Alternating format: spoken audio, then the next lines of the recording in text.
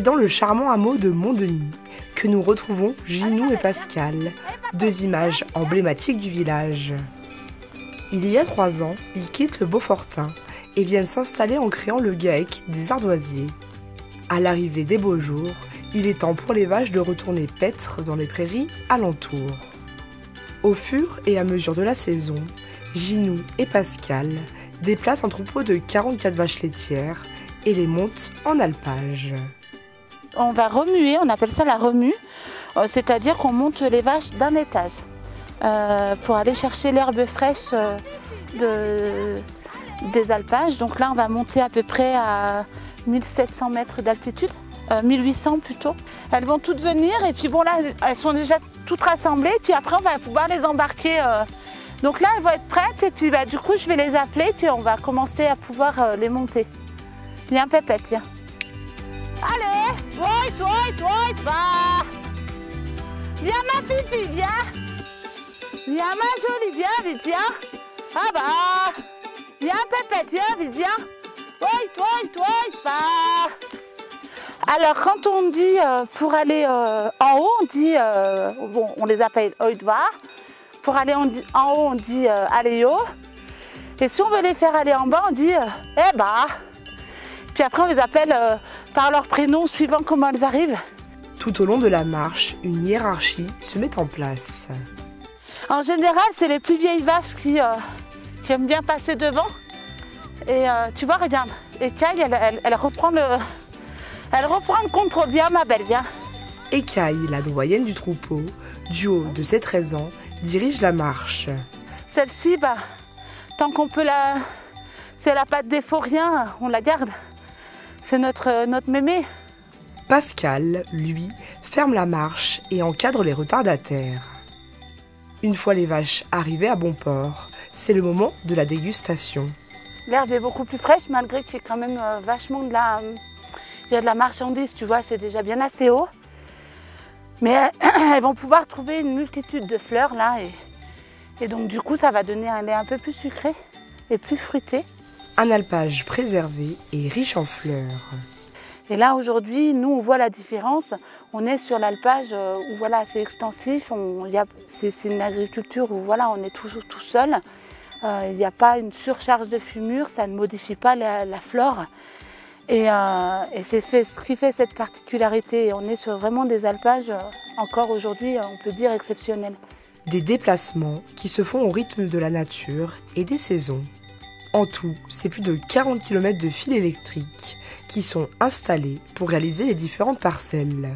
Là, tu vois, elles vont rester à peu près 15 jours, 3 semaines ici parce que du coup, on va manger le versant aussi en face, pas tout en haut, mais tu vois, à peu près à mi-hauteur.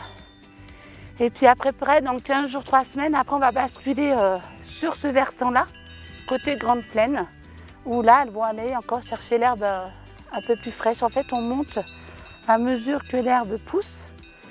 Et ensuite, à l'automne, on fait l'inverse. On redescend à mesure que l'herbe repousse. Une fois les bêtes déplacées, Pascal redescend et va chercher la machine à traire. Première étape, plier les différentes parties de cette machine. Là, du coup, on a mis en bas le toit. En fait, le toit, c'est lui qui tient la machine pour pas qu'elle s'ouvre. Donc, et après, on va l'atteler avec le tracteur et puis après, on va la monter où on a déplacé les vaches tout à l'heure. Une fois attelé, c'est parti pour plusieurs voyages. Là, du coup, on a attelé le groupe. On va le monter en haut à la prochaine plateforme de traite. Bon, le groupe électrogène, c'est ce qui fait l'électricité pour la traite avec un moteur diesel. Et après, on se déplace, donc déplace le troupeau et la machine à traire pour suivre l'herbe. Et après, à l'automne, on fait dans l'autre sens. Donc, et là, on la déplace sur la saison 6 à 7 fois. Une fois arrivé à bon port, il faut se dépêcher pour tout remettre en place pour la traite de 17 heures. Une traite qui prendra entre 1h et 1h30. Et quand elle est finie de traite, la vache, en eau, voilà, et la suivante, elle arrive. Un lait de qualité qui aura 2 utilisations. Là, l'été, on livre tout notre lait à la coopérative laitière de la Chambre pour fabriquer le Beaufort. Et puis après, l'hiver, je transforme une petite partie en raclette fermière IGP de Savoie. Donc grosso modo, au prorata, on livre 140 000 litres de lait pour la coopérative et moi je transforme à peu près 10 000 litres de lait en raclette fermière IGP. En tout, c'est 500 hectares d'alpage exploitables. Le sommet, difficile d'accès pour les tracteurs, est réservé aux génisses car la machine à traire ne peut être montée jusqu'au sommet. La route est trop en mauvais état pour pouvoir monter 2 fois par jour avec les vaches à lait. Ce qui est fort dommage parce que là on a vraiment un alpage qui se prédispose pour faire du lait à Beaufort, du lait d'alpage quoi. Mais pour l'instant l'état des routes ne permet pas de... Ça serait prendre trop de risques de monter 2 fois par jour pour traire le matin et le soir. Donc là du coup c'est les génisses qui profitent de la belle herbe. Les génisses trop jeunes ne produisent pas encore de lait. Au départ à la naissance ça fait des petits veaux. Et puis après, au bout d'un an, de 6-8 mois, on passe déjà à la catégorie des génisses. Et puis après, à 2 ans et demi, 3 ans, elles sont en gestation. Puis après, elles vont faire leur veau et ça deviendra des mères après, et ça fera du lait, quoi.